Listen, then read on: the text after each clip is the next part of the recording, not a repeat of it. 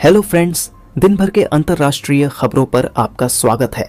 आज के इस वीडियो में भारत से अमेरिका, चीन, पाकिस्तान, रूस, वहीं भारतीय डिफेंस सेक्टर से जुड़ी हुई कुछ इंपॉर्टेंट अपडेट्स हम आपको बताने वाले हैं। यदि आपको हमारी ये सीरीज पसंद आ रही है तो इसे लाइक और चैनल को सब्सक्राइब जरूर कीजिए। सबसे पहले और इम्पॉर्टेंट अपडेट की बात की जाए तो यही भारत और अमेरिका से सामने निकल के आ रही है, जहां अमेरिका फाइनली अपनी एडवांस जेट इंजन टेक्नोलॉजी, जिसे हम F414 के नाम से जानते हैं, अमेरिका इस इंजन को भारत को देने के लिए राजी हो गया है। और इस बात की कंफर्मेशन खुद यूएस एम्बेसडर एरिक गेस्टी ने वेरीफाई की है। आपको जानकारी के लिए बता दें कि भारत और अमेरिका एक लंबे समय से इस इंजन टेक्नोलॉजी को लेकर नेगोशिएशंस कर रहे थे, लेकिन इतनी ज़्यादा बातचीत करने के बावजूद भी अमेरिका भारत को सिर्फ ये इंजन अपने देश में मैन्युफैक्चर करके एक्सपोर्ट करने की तैयारी में था। लेकिन अब फाइनली भारत का रूस की तरफ टिल्ट देखकर अमेरिका ने भारत को यह इंजन बनाने की टेक्नोलॉजी ही ट्रांसफर करने का फैसला कर लिया है। भारत को यह टेक्नोलॉजी भारत के डिफेंस सेक्टर में कुछ नए और बड़े बदलाव लाने वाली है। पहली चीज कि भारत के तेजस फाइटर जेट में अब आसानी से इस इंजन को देश के अंदर ही बना करके इस्तेमाल किया जा सकता है। और इसके अलावा भी आने वाले जो 5th जनरेशन के प्रोग्राम है उनमें भी हमें इस इंजन की शॉर्टेस्ट देखने को नहीं मिलेगी। वहीं भारत अभी करीब 83 फाइटर जेट के प्रोग्राम पर काम शुरू करने जा रहा है और कई फाइटर जेट्स ऑलरेडी बनकर तैयार है, जिनकी डिलीवरी अप्रैल 2024 में की जानी थी। लेकिन अमेरिका की तरफ से इस इंजन को न मिलने के कारण अभी तक भारत को फाइटर जेट की सप्लाई कंप्लीट नहीं की जा रही सकी है। और आपको बता दें कि इस प्रोजेक्ट में करीब 10 महीने का डिले हो चुका है, लेकिन अमेरिका अपने इस घाव को भरना चाहता है, इसलिए भारत को यह टेक्नोलॉजी ऑफर की गई है।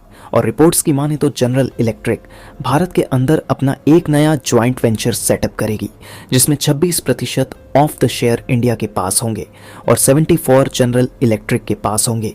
और इसी को डेवलपमेंट के साथ मिलकर भारत में इस इंजन को तैयार किया जाएगा।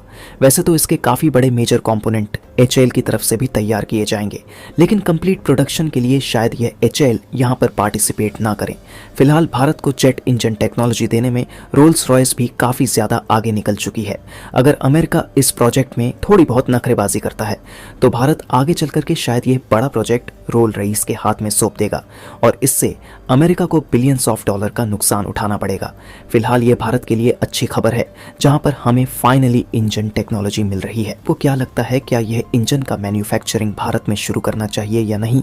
हमें कमेंट में अपनी राय जरूर बताएं। और दूसरी अपडेट सामने निकल कर आई है कि जहां एक तरफ पीएम मोदी यूक्रेन जाने की तैयारी में है, वहीं दूसरी तरफ रूस इस बात पर चुपचाप बैठा रहे। ऐसा नहीं हो सकता। और अब रूस एक नया नाटो जैसा ही संगठन बनाने जा रहा है। इसमें भारत का खुला स्वागत किया जाएगा। वहीं दूसरी तरफ इजराइल के ऊपर हिजबुल्लाह की तरफ से एक बड़ा हमला किया गया है, जिसमें 12 से भी ज़्यादा लोग मारे जा चुके हैं। आपको बता दें कि नए नाटो संगठन की, जिसे रसिया की तरफ से तैयार किया जाएगा और उसमें भारत जैसे तमाम देश भी शामिल होंगे। देखिए, जैसा कि आप लोग जानते होंगे कि जब से पीएम मोदी रसिया विजिट से वापस लौटे हैं, तब से पश्चिमी देशों ने भारत को तमाम तरीके से घसीटने और धमकाने की कोशिश की है। लेकिन इसके बावजूद भी भारत ने रसिया के साथ अपने रिलेशन सिस्टम को संभाल कर रखा है। वहीं दूसरी तरफ खबर सामने निकल कर आ चुकी है कि पीएम मोदी 23 अगस्त के आसपास यूक्रेन विजिट पर भी जा सकते हैं। और इसी चीज़ को लेकर के रसिया ज़्यादा दिनों तक चुप नहीं बैठेगा। इसके बारे में सबको पता था और अब फाइनली रूस के विदेश मंत्री सर्गो लावोस ने कहा है कि हम चाहते हैं कि एशियाई देशों में यूरेशियन एक नई सुरक्षा संस्था बनाई जाए। किसके बारे में? हम एक नाटो जैसा नया संगठन लाने की तैयारी में है। इसे अमेरिका के नेतृत्व वाले नाटो के जवाब के तौर पर देखा जा रहा है। और जैसा कि आप लोग जानते होंगे कि अमेरिका ने नाटो को कोल्ड वॉर के बाद लगातार डेवलप करना शुरू किया और इसे सीधे सीधे रूस को काउंटर करने के लिए तैयार किया गया था। अभी की बात करें तो नाटो संगठन में करीब 32 देश शामिल है और नाटो में ही यूक्रेन के जाने की वजह से रूस यूक्रेन वॉर शुरू हुई।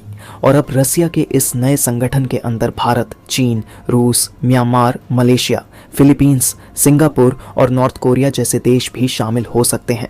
लेकिन यदि आप मान के चलिए कि रसिया फ्यूचर में ऐसा कोई संगठन तैयार कर लेता है और इसमें भारत को शामिल किया जाता है, तो क्या अमेरिका को इससे दिक्कत होगी या फिर नहीं? और अमेरिका किस हद तक जा सकता है भारत को रोकने के लिए? कमेंट में ज़रूर बताइएगा। अगले अपडेट की बात की जाए तो एक और दूसरी जगह पर अमेरिका और रशिया एक दूसरे के आमने सामने आ चुके हैं। लेकिन इस बार रशिया की तरफ से ओपनली न्यूक्लियर वेपन्स की धमकी दी जा चुकी है, जो कि कॉन्फ्लिक्ट की एक और नई जगह बन सकता है। असल में नॉर्थ अमेरिका और साउथ अमेरिका के बीच में एक छोटी सी जगह है जिसका नाम है क्यूबा। ये जगह हमेशा से ही न्यूज में रहती है क्योंकि इस जगह पर एक काफी बड़ा कंट्रोल रशिया का है और वहीं दूसरी तरफ इस जगह पर काफी बड़ा कंट्रोल अमेरिका का भी है। लेकिन यह लड़ाई आज से नहीं बल्कि करीब 1962 से चली आ रही है, जब एक समय ऐसा भी था कि क्यूबा में जो सरकार थी वह अमेरिका के पूरे तरीके से अगेंस्ट चली गई। अमेरिका ने कई प्रकार के सैंक्शन यहाँ पर लगाए, कई प्रकार के ऑपरेशन पूरी तरीके से बंद कर दिए। इसके बावजूद भी यहाँ पर काफी बड़ा कंट्रोल समय के साथ रशिया का बनता चला गया और 1962 के आसपास यहाँ पर कई प्रकार के एडवांस वेपन और मिसाइल्स रूस की तरफ से तैनात कर दी जाती है, जो कि डायरेक्ट अमेरिका की इंपॉर्टेंट लोकेशन को टारगेट करने वाली थी। जहां अमेरिका दुनिया में यही सोच रहा था कि हम समुद्र में इतनी ज्यादा दूर है, कोई भी देश हम पर अगर हमला करता है तो हम चारों तरफ से उसे घेर कर मार देंगे।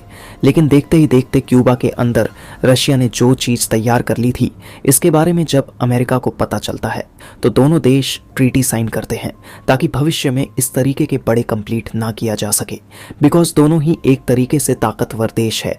अगर यह दोनों लड़ते हैं तो इसका अंजाम पूरी दुनिया को भुगतना पड़ेगा। लेकिन समय के साथ अमेरिका जिस तरीके से पावरफुल होता चला जा रहा है, पूरी दुनिया में अपनी मिलिट्री तैनात कर रहा है, रूस भी इस चीज से शांत नहीं रहने वाला है। और रिसेंटली खबर सामने निकल कर आती है कि वॉशिंगटन जर्मनी के अंदर अपनी कई लॉन्ग रेंज वाली मिसाइलें तैनात करने जा रहा है, जो कि डायरेक्टली कहीं ना कहीं रसिया को काउंटर करने वाला है। लेकिन इस चीज को लेकर के रूस के राष्ट्रपति व्लादिमीर पुतिन ने अनाउंसमेंट की बीते रविवार को कि अमेरिका परमाणु हमले के लिए तैयार रहे। इससे पहले भी पुतिन की तरफ से कई ऐसी धमकियां दी जा चुकी है, लेकिन इस बार सिचुएशन पहले से और ज्यादा क्रिटिकल हो चुकी है और अगर अमेरिका यूक्रेन के सपोर्ट में आकर के एक भी गलत कदम उठाता है तो डेफिनेटली इसका अंजाम अमेरिका या फिर कहे अमेरिका के सपोर्ट में खड़े हुए जर्मनी और यूक्रेन को उठाने पड़ सकते हैं, क्योंकि रशिया ने अभी भी अपने पावरफुल वेपन्स इस्तेमाल करने नहीं शुरू किए हैं। तो आज के लिए बस इतना ही। अगर आपको हमारी ये सीरीज पसंद आई है तो वीडियो को लाइक करके कमेंट में ज़रूर बताएं ताकि हम आपके लिए ऐसे ही सीरीज लाते रहे। और चैनल पर नए हो तो चैनल को सब्सक्राइब कीजिए। हम आपसे मिलते हैं इसी तरह की इंफॉर्मेटिव वीडियो के साथ।